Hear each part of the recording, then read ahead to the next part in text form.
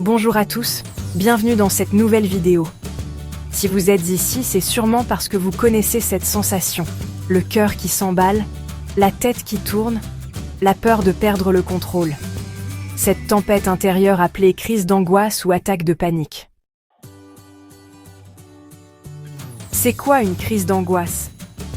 Imagine que ton cerveau possède une alarme incendie. Cette alarme est faite pour sonner quand il y a un vrai danger. Dans la crise d'angoisse, l'alarme se déclenche sans raison et tout le corps s'emballe. La bonne nouvelle? Une attaque de panique ne tue pas, ne rend pas fou et n'est pas dangereuse en soi. Et surtout, on peut apprendre à recalibrer cette alarme intérieure. Dans cette vidéo, découvrez 6 solutions approuvées par les spécialistes de la thérapie cognitivo-comportementale pour calmer votre anxiété et reprendre le contrôle. Prêt? On commence. Première technique, la respiration 4-7-8. Quand l'anxiété monte, notre respiration devient courte et rapide, ce qui aggrave la panique. La respiration 4-7-8 casse ce cercle vicieux en activant le système de détente. Voici comment faire. Expirez complètement par la bouche. Inspirez par le nez en comptant jusqu'à 4. Retenez votre souffle 7 secondes. Expirez lentement par la bouche sur 8 secondes.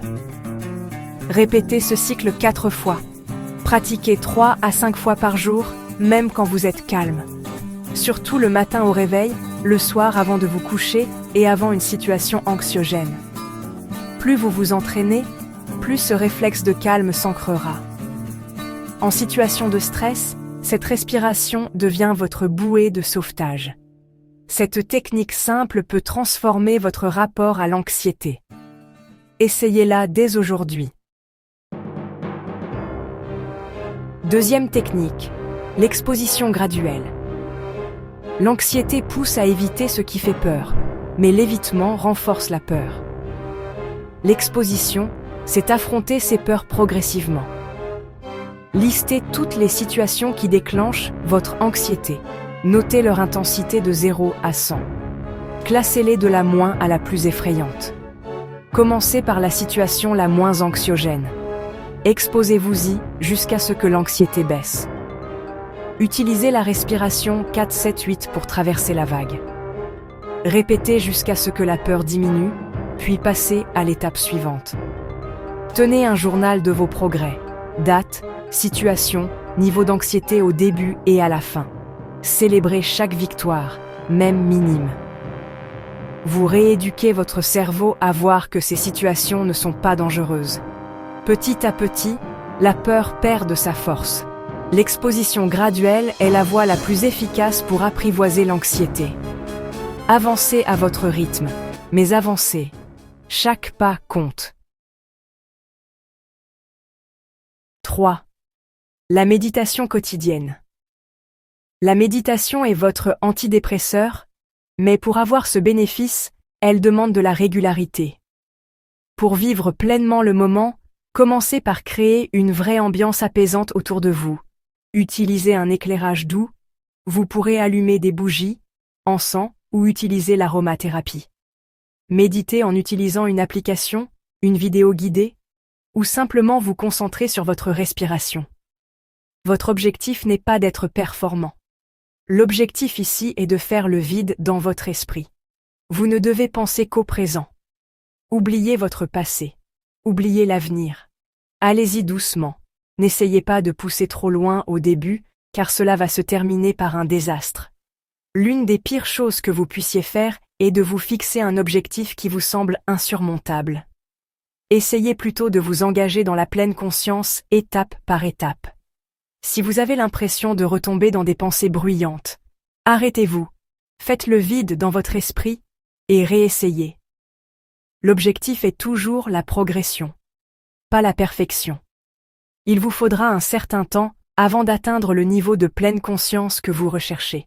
Cela viendra avec le temps si vous persévérez. 4. L'approximation successive. C'est la clé pour sortir de la paralysie liée à l'anxiété. Il s'agit de procéder étape par étape. Se surcharger d'objectifs impossibles à atteindre ne fera que vous épuiser. Vous devez commencer petit à petit et avancer progressivement. Fixez des objectifs clairs à atteindre. Tenez un journal quotidien de ce qui doit être accompli. Vous pouvez l'écrire sous forme de liste de contrôle ou le planifier à l'avance dans votre agenda. Assurez-vous que vous faites quelque chose pour y parvenir chaque jour. Je vous donne un petit exemple pour comprendre. Imaginez que vous vous sentez incapable de faire le ménage dans votre appartement. Commencez par une petite tâche comme ranger une étagère. Une fois terminé, vous passez à la tâche suivante, comme faire la vaisselle, ainsi de suite.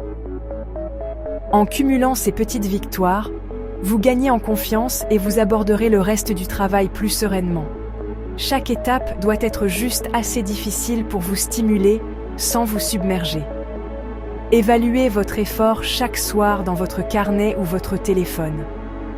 Aujourd'hui, j'ai réussi à faire X, demain j'essaye Y. Pour vous motiver, récompensez-vous après chaque étape franchie. Même un simple bravo mental renforce votre estime. 5e technique, l'analyse fonctionnelle ABC. L'angoisse semble surgir de nulle part, mais il y a presque toujours un déclencheur. Notez dans un tableau A, antécédent, ce qui précède la crise. En gros, tout ce qui a conduit à ce comportement et, de façon réaliste, d'où vous pensez qu'il vient. Lieu, pensée, moment. B, behavior, ce que vous ressentez physiquement et pensez. C, conséquences, ce que vous faites ensuite. C'est-à-dire, les conséquences qui résultent de l'adoption de ces comportements. Soulagement momentané, culpabilité, tension, perte ou même parfois gain. Soyez précis. Où, quand, avec qui, quelle sensation, quelle pensée. Notez aussi les conséquences immédiates et à long terme. En remplissant ce tableau après chaque crise, vous verrez des schémas émerger. Vous comprendrez mieux vos déclencheurs et réactions. Cette prise de conscience est la première étape du changement. Vous devenez acteur de votre anxiété, non plus victime. C'est la base pour agir efficacement sur vos émotions. 6e technique, déconstruire les troubles cognitifs. L'anxiété amplifie les pensées irrationnelles. Je ne vais pas y arriver. Les gens vont me juger. Si je panique, je vais mourir. En TCC, le but est de les identifier, questionner et reformuler. Est-ce que j'ai déjà surmonté ça? Oui. Quelle est la preuve que je vais perdre le contrôle? Aucune. Sur votre fiche ABC, rédigez les pensées automatiques que vous avez eues au moment de la crise. Puis, écrivez 3 preuves pour et 3 contre pour déconstruire ces pensées automatiques. Chaque fois qu'une pensée anxieuse apparaît, écrivez-la puis cherchez 3 contre-preuves rationnelles. En un mois, votre cerveau commence à penser plus objectivement. Faites ces exercices chaque fois qu'une crise ou une forte anxiété apparaît. En quelques semaines, vous verrez des schémas répétitifs, et donc sur quoi agir. Voilà, vous connaissez maintenant 6 techniques pour calmer l'anxiété.